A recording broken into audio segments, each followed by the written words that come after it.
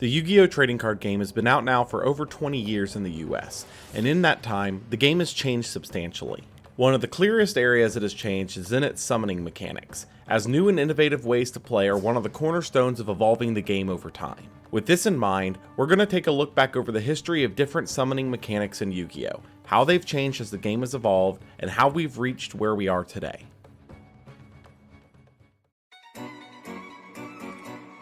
With the beginning of the Arc 5 era and emphasis placed upon the new mechanic of pendulum summoning, fusions were allowed to have a more open role in the metagame as all extra deck summoning methods were on equal footing in the eyes of product development. Because of this, fusion archetypes would get far more support in this era than either of the previous two, starting with the newest meta threat, Shaddoll. Released at the very start of the Arc 5 era in Duelist Alliance in August 2014, Shaddoll was a series of dark spellcaster flip monsters that had an effect when flipped and an effect when sent to the grave by card effect, which triggered when used for fusion summoning. This was all held together by their archetypal fusion spell Shaddoll Fusion, which could fuse using materials in the deck if the opponent controlled a monster summoned from the extra deck. This revolutionized the idea of fusing from the deck that Future Fusion introduced years prior, and would run miles with it thanks to El Shaddoll Winda, a fusion of a Shaddoll and a dark monster which locked both players to one special summon a turn, and Construct, a fusion of a Shaddoll and a light monster that binned a Shaddoll from deck on summon and destroyed any special summoned monster it battled. These two fusions were incredibly powerful out the gate, mixing well with the already popular artifacts, pushing Shaddoll as a serious meta contender. The archetype would only get more powerful with cards like El Shaddoll Fusion, Shekinaga, and Anoilidus released soon after, but one of the biggest benefits of the deck was access to Super Polymerization, which now had a viable deck to latch onto that could reliably steal opponents' monsters to make major meta threats and was completely unrespondable. This would lead to Super Polymerization being banned in January 2015, but would not hamper Shaddoll's presence in the meta as one of the big decks of the early Arc 5 era, alongside Burning Abyss and Cliffort. With the following set, the new Challengers in November 2014, Fluffle was introduced, an archetype that was actually three different archetypes that all worked together, being Fluffle, a series of monsters that generated resources for fusion summoning, Edgemp, monsters that were able to either recur or replace themselves when used for fusion summons, and Frightfur, fusions of Fluffle and Edgemp monsters with massive swings of advantage. Out the gate, Fluffle wouldn't do anything at all in the meta, as their fusions were subpar, like the extremely specific requirements of Frightfur Bear and the relatively low attack of Frightfur Wolf, but the archetype would slowly have support trickled out over the course of the era and become more competent as a rogue deck by the end. The other fusion support here was in Fusion Substitute, a card that was considered polymerization that could only fuse monsters on the field, but could be banished from the grave to return a fusion from grave to the extra deck and draw a card. This was not initially used, but would become critical for recurring a specific card in the late Arc 5 era. Shortly after, Hero would once again get a major wave of support in Structure Deck Hero Strike in January 2015, which introduced Masked Hero Darklaw, arguably the best of the Masked Hero series, being a dark target that acts as a one-sided macrocosmos that can also banish a card from the opponent's hand when they added a card from deck to hand. This would instantly become popular as an anti-meta option, as the meta at this point in time did not operate well with cards being banished, particularly in Shaddoll, Burning Abyss, and Cliffort. In addition to this, Mask Change 2 would be released alongside Darklaw, which could summon a masked hero using any monster as material rather than just hero monsters at the cost of one discard. This would give the ability for any deck with dark monsters to access Darklaw, which would see occasional tech play in decks like Shaddoll and Burning Abyss, where it could be leveraged the best. With the main theme of Arc 5 clearly being overhauling the previous summoning methods, the Secret Forces, released in February 2015, would be primarily focused on revitalizing rituals through Nekroz, but would also introduce a new archetype to help revitalize contact fusions. Ritual Beasts were a series of monsters focused around the contact fusion mechanic by banishing the materials from field, similar to the original XYZ monsters. Where they differed were in two major categories. The first being that their materials for the fusion were fairly generic, taking one member of each of the sub-archetypes to make their fusions, being a Ritual Beast Tamer, who generally had an effect to summon multiple monsters in a turn to enable their fusions, and Spiritual Beast, who generated some form of advantage when on the board. The second was the ability for each of their fusions to be able to return to the extra deck to summon back a Tamer and Spiritual Beast at spell speed 2, meaning it could be done in response to other effects, including their own in the case of Ulti Kanahawk. This distinction allowed the deck to see rogue success in the months following release, as the meta landscape of Nekroz was fairly favorable for them. While Shaddolls had revitalized the fusion from the deck concept at the top of the era, it would be pushed even further in Clash of Rebellions in August 2015, seeing the release of not one, not two, but 3 new spells, all including an effect to fuse from the deck. These included Void Imagination, which had the same condition as Shaddol Fusion, requiring the opponent to control an extra deck summoned monster to fuse using materials in deck, but also had an extremely useful on-field effect to make Infernoids able to summon multiple larger bodies. Red Eyes Fusion, which could fuse from the deck at the cost of other summons that turn, and easily the most impactful of the 3, Brilliant Fusion.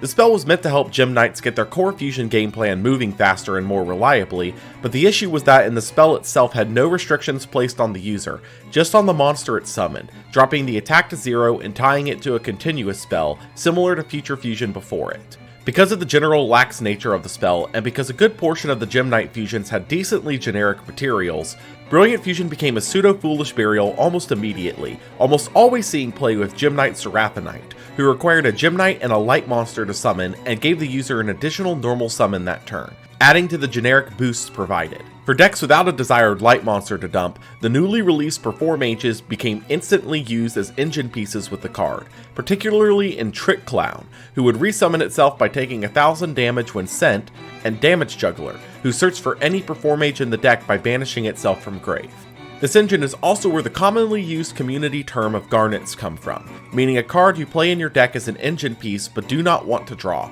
originating from the copy of Gem Knight Garnet you would play in your deck to make Brilliant Fusion live. This engine would be the first of fusion support played widely across the metagame this era. As a month later, as a promo in the Collector's Tins in September 2015, Elder Entity Norden would be released, a fusion of 2 Synchro or Exceed monsters that revives a level 4 or lower on summon, negating its effect on field. Norden at the time would never be summoned by his condition, instead being summoned off of Instant Fusion, being a 1-card rank 4 Exceed off Instant Fusion alone, though he would eventually be summoned the correct way too in due time. Between Norden and Brilliant Fusion, Fusion became a splashed engine in almost every single deck in the meta, being too useful for their advantage generation not to play. Norden would eventually be limited shortly after in April 2016, although Instant Fusion would remain at 3 at this time, meaning he was still just as accessible. Fusion would continue to take a couple of steps forward in this time frame with the release of Dimension of Chaos in November 2015,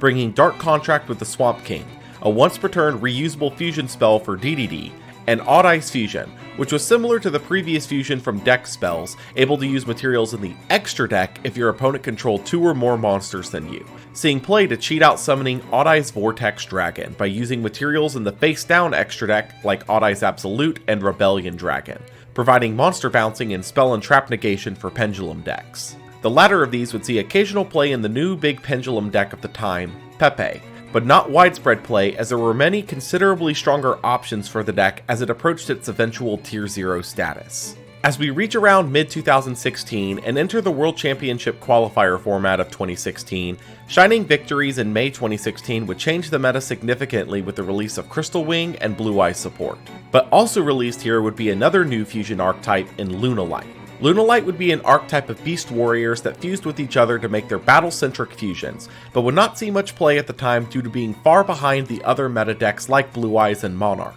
However, a couple of pieces of this archetype would eventually bring themselves into the meta in decks using them as engine pieces, such as Black Sheep and Zodiac, being a searchable fusion substitute search for summoning Norden correctly, or with Tiger being a repeatable summon in later Link formats by returning it to the hand to reuse its scale effect. The next meta threat for fusions would be shortly after in the Dark Illusion in August 2016, being Metal Foes, a series of vanilla pendulum monsters that specialized in fusing their pieces for their fusion boss monsters, able to search their fusion spell by destroying any card on field, setting it directly from the deck, and able to shuffle it back into the deck from the graveyard to draw an additional card. While the deck was not initially very powerful, as their bosses were very lackluster, they would come into their own as a meta threat with the release of their bosses Mithrilium and Alcahest in Invasion Vengeance in November 2016, turning Metal Foe into one of the big decks of the pre-Zodiac format. In addition to Metal Foes, another fusion threat would be found in Structure Deck Seto Kaiba in October 2016,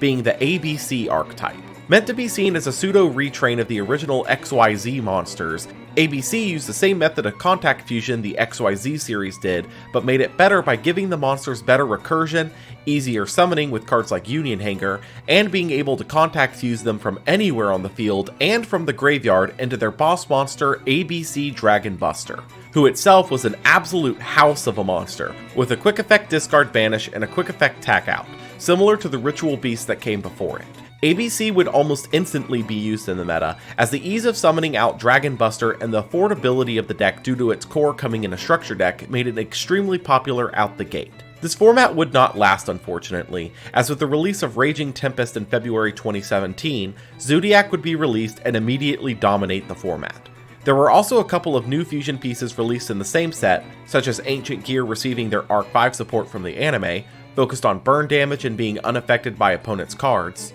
but would see absolutely no success at the time. Sea Monster of Theseus, a new TCG exclusive fusion, would also be released here, being a level 5 fusion of 2 tuners with no effect, being a tuner itself. This card is somewhat of a meme in the community, as Konami's blog at the time was hyping it up as the most broken card they were releasing in 2017, in the same set as Zoodiac and Grass. Sure. The biggest claim to fame this card had was that it was a level 5 tuner you could summon with instant fusion, but would only see the occasional slot in a deck that specifically needed it for some kind of combo. Soon after the release of Raging Tempest, we would receive the side set of Fusion Enforcers, which would bring Invoked and further Predaplant support to the game. Invoked was the fusion archetype of all fusion archetypes to most people, as it only had a couple of main deck cards, primarily focused around their monster, Alistair the Invoker, who searched the fusion spell Invocation on summon, which could fuse Alistair from either field or grave with any other monster in either player's graveyard to summon an invoked monster of that attribute.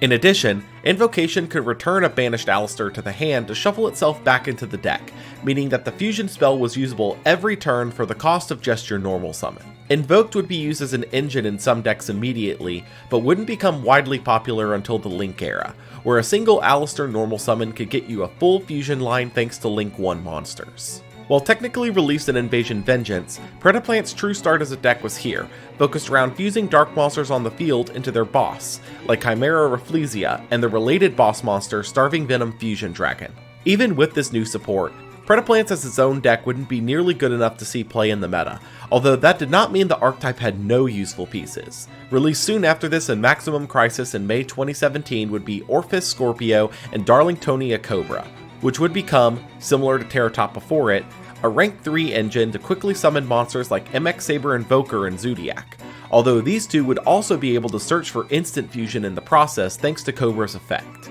The last major fusion piece of the Arc 5 era would be Supreme King Zark, also in Maximum Crisis, a fusion of the main 4 monsters from the Arc 5 anime that was next to impossible to summon until the Pendulum Magicians released soon after, who had a long list of powerful effects added to it, such as being untargetable, indestructible, nuking the field on summon, tutoring out Supreme King Dragon monsters, negating extra deck monster effects, and destroying searched cards, but its summoning conditions were too specific for it to see play until the eventual Pendulum Magician support, which even then would be played as a tech choice in some decks, not as the mandatory boss monster. With this, the Arc 5 era came to an end, and the VRAINS era would begin shortly after, bringing a wave of changes to how the game would operate, and by extension, how fusions would operate moving forward.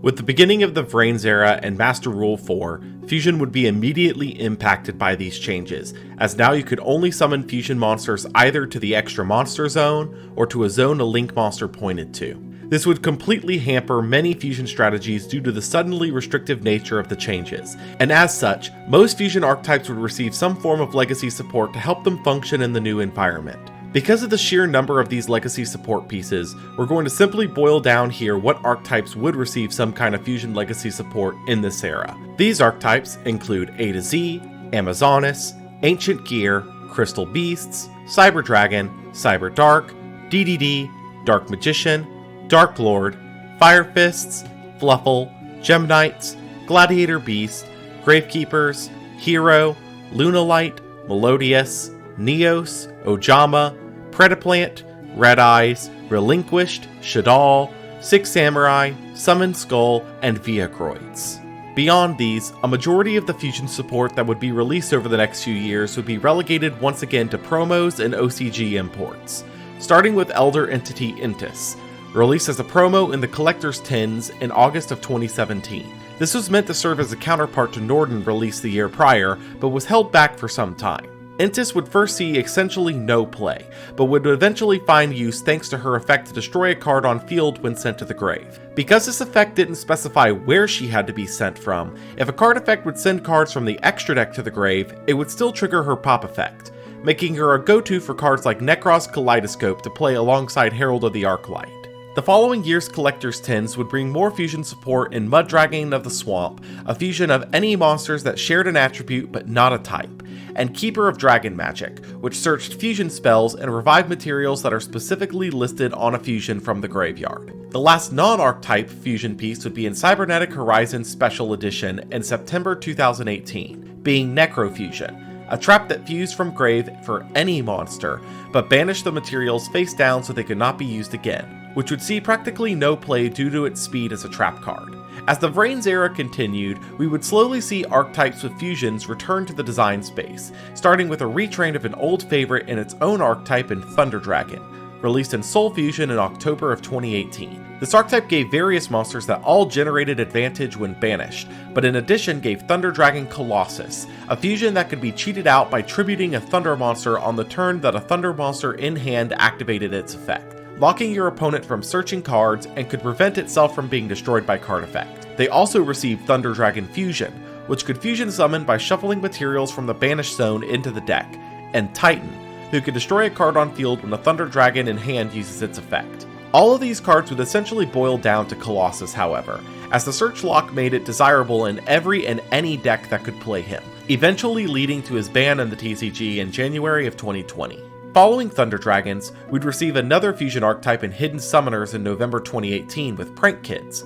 a series of monsters that use Link Summon climbs to generate advantage and reach their boss fusions, such as Battle Butler, who could tribute himself to nuke the opponent's monsters. While a solid strategy, the archetype wouldn't be playable for some time until the release of their Link 1 Meow Meow Moo, which gave the deck the ability to one-card start from their monsters and give Battle Butler additional effect triggers from Meow's Grave effect. Another fusion archetype in the VRAINS era would be Dragon Maids, released in Mystic Fighters in November 2019, being primarily focused on lower-level maids that tag into higher-level dragons in the battle phase. But they did have a fusion spell in Changeover, which got you to House Dragon Maid, which helped swarm the board with Dragon Maids and popped cards on the field when higher-level dragons tagged out. The last card to talk about in the VRAINS era of the game needs to be Predaplant Verte Anaconda, released in Dual Overload in March 2020. While we could leave it to the bullet point list from earlier, Verte deserves a special mention as it would vastly affect the design of cards in the following era, able to send any fusion spell from deck to grave to copy its effect without the costs. This would be used to copy various spells that fuse using materials in the deck over the course of the next era, which would be game-warpingly devastating as time went on. With that, the VRAINS era would slowly wind down and come to a close, as with the dawn of the modern era of the game, massive changes were coming to shake up how the game operated once again. With the beginning of the first era of the game not tied to a specific anime, as Sevens, the current Yugioh anime, was tied to the new version of the game Rush Duel, the modern era would revert the previous changes to fusion summoning, now allowing fusions, synchros, and exceeds to summon to any zone on the field rather than just the extra monster zone. With this, the next few years would bring a lot to the table to innovate the fusion mechanic in new and interesting ways, starting with Fallen of Albaz. Released in Rise of the Duelist in August 2020, Fallen of Albaz would essentially be a super polymerization on legs, able to fuse itself with one monster the opponent controls. This would be complemented over the next few sets with archetypes focused around Albaz's lore, such as Dogmatica, Tri-Brigade, and Spriggan, each of which would receive a fusion of Albaz tied to the archetype that searched or summoned either Albaz or a member of that archetype when sent to the grave at the end of the turn. At this time, Titaniclad was easily the most used of these fusions, not because of the fusion itself, but because you could send it to the grave with Nadir Servant for a Dogmatica search or special summon, which synergized well with the deck, able to search its primary playmakers like Floor and Ecclesia. In addition to this, Nadir breathed life back into older cards like Intis by being able to send them from the extra deck to grave directly, giving them more reliable ability to use their grave effects. Albaz, and more specifically his lore archetype of Branded, would be one of the major focuses of Fusion evolution in this era, as the series would be tied to multiple Fusion support pieces throughout the era. In the same set would be Shaddoll Schism, a trap for the previous Shaddoll archetype that allowed you to Fusion summon on the opponent's turn by banishing materials from the graveyard. This would instantly find use thanks to Apkallone and Nadir Servant, as you could send Apkallone with Nadir for the search, then Apkallone for Schism, giving you access to El Shaddoll Winda on your opponent's turn, and even could be used in response to an effect that special summons, meaning you could lock your opponent's special summons for the rest of the turn. These interactions would help propel the deck known as IDS into the metagame, short for Invoked Dogmatica Shaddoll, a deck combining all three archetypes into one powerfully versatile deck, which would remain meta-relevant for some time after. Also in August of 2020 would be the first of the new Megaton series, which brought Red Eye's Dark Dragoon to the game, a fusion of Red Eye's Black Dragon and Dark Magician that could destroy up to 2 cards a turn and had an Omni-Negate with targeting and destruction prevention. Immediately, Red Eye's fusion would come to mind for summoning this beast, but more specifically Verte Anaconda, as it could dump the spell directly from the deck without locking your other summons in the same turn, making the beast of a monster a lot easier to summon than it would have been otherwise. Dragoon would be a consistent threat in the format over the year, but not nearly as widespread as some would expect due to the nature of the vanillas you had to run to enable it. There would be a couple of new archetypes in this time frame that would pop up and fade out almost immediately, such as Dual Avatar and Mutant in Phantom Rage in November 2020, but none would really stick around in the format. Even more generic fusion support like Greater Polymerization and Blazing Vortex in February 2021, a generic fusion spell for 3+ material fusions that gave it battle destruction immunity and piercing, Ready Fusion in Dawn of Majesty in August 2021, which was an instant fusion for level 6 and lower non-effect fusions, and Alvain the Essence of Vanity, a level 2 tuner non-effect fusion, would fall flat, as none of them would be worth playing. There would also be 2 more fusion archetypes in Dawn of Majesty, being Magiki, a normal monster focused strategy focused on using normal monsters to summon out fusions and rituals, and eventually synchros and exceeds, and Despia, a series of dark fairies focused on resource generation to fuel the summon of their light fiends. The latter of these was once again tied to the Branded lore, and as such saw some play as time went on, especially Aluber, as it could search for any Branded spell or trap on summon, giving a searcher for the entire Branded spell and trap line. In addition, their field spell was a once per turn fusion spell that could also revive a fusion when a non-fusion fairy is destroyed on the field, with Aluber being able to special summon himself back when a fusion dies, forming a pseudo loop. Despia would also receive more support in the following set Burst of Destiny in November 2021, being Masquerade, a fusion that burns the opponent anytime they use a card or effect, and Branded in Red, a quick play fusion spell that also brings a Despia or Albaz back from the grave to hand, but would continue to see no competitive success for the time being. The set would also be a milestone as it held the first fusion of spell and trap cards, being Ultimate Flagship Ursatron, a fusion of the Ursarctic and Drytron field spells, though it would see no actual play in the meta. There was, however, one massively meta-impactful fusion from this set. Destiny Hero Destroyer Phoenix Enforcer was a fusion of a Destiny Hero and a level 6 or higher Destiny Hero, being able to pop itself and a card on field every turn, reviving in the next standby phase. This would immediately see play with Verte Anaconda thanks to the fusion spell Fusion Destiny from the VRAINS era, and with it, every deck now had access to DPE on a moment's notice, as all it took to summon was any 2 effect monsters, a feat that literally every deck in the meta could accomplish with little to no effort. This would be the interaction to finally get Verte Anaconda banned in May 2022, but it would terrorize the format for multiple months before reaching that stage. Following the release of DPE, Battle of Chaos in February 2022 would bring new fusion pieces to the game through Dinomorphia, a series of dinosaur monsters that cut life points in half repeatedly to enable their fusion bosses, and Guardian Chimera, a generic fusion of any 3 monsters, requiring at least 1 material from the hand and 1 from the field, netting field pops and draws based on what was fused from where. Chimera in particular would instantly find a home with the previously mentioned Despia thanks to Branded in Red allowing them to trigger Chimera on the opponent's turn. But this would only be the tip of the iceberg. The Albaz Strike structure deck, released in April 2022, would provide a major boost of power to Branded as an archetype through Branded Fusion, a fusion from deck spell for the monsters requiring Fallen of Albaz,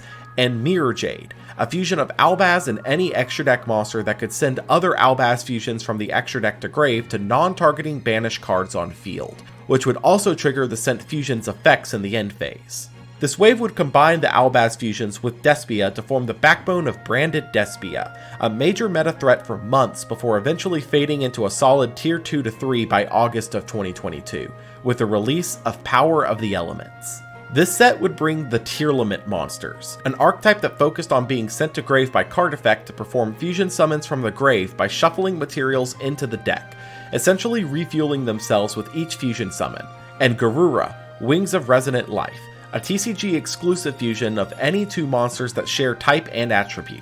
becoming overnight the best super polymerization target in the game. As of the writing of this script, Tearlament is currently one of the best decks in the format, alongside Sprite, and is expected to only get better with new support in the coming months, so we'll have to see how it plays out from here. And with that, we have covered over 20 years of evolution in fusion summoning as a mechanic. Where the mechanic will go from here is still up in the air, though it's safe to say it will continue to innovate its various fusion methods over time, as without a doubt, fusion summons are one of the major cornerstones of the game that makes Yu-Gi-Oh! What it is today. Thank you all for watching this deep dive analysis. I do greatly appreciate you guys watching to the very end of this video. If you enjoy content like this, be sure to like, comment, and subscribe for more like it. If you want more details on the behind the scenes for these, please follow me on Twitter or check out my Twitch streams whenever they happen. Both links are in the description below. Thank you all again, and I'll see you next time.